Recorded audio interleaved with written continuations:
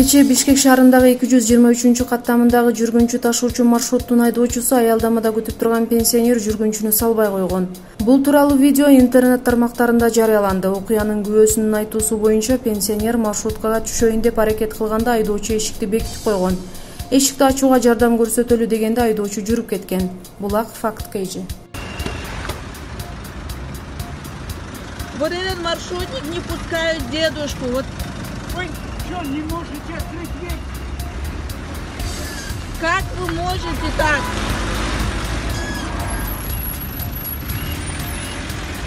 Вот сюда. Бир нече кылмыштар боюнча айыпталып, соту чубактын кунундай созулган мурдагы прокурор Канжар Кадыралиев тууралуу адилеттүү чечим кабыл алынуучу мезгил келди окшойт. Мурдагы бийлик тушунда анын үстүнөн үстөк посток арыз түшкөнүнө карабай шоопур жан сакчылар коргоп келгени белгилүү.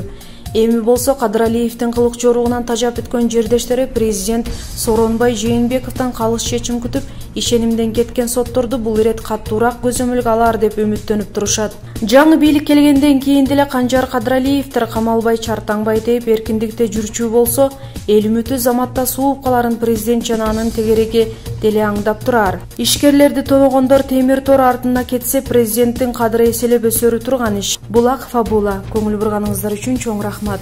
Интернет сайттарынан алынган маалыматтарга Кабар Тайм каналы жоопту эмес. Күнүңүздөр көңүлдүү улансын.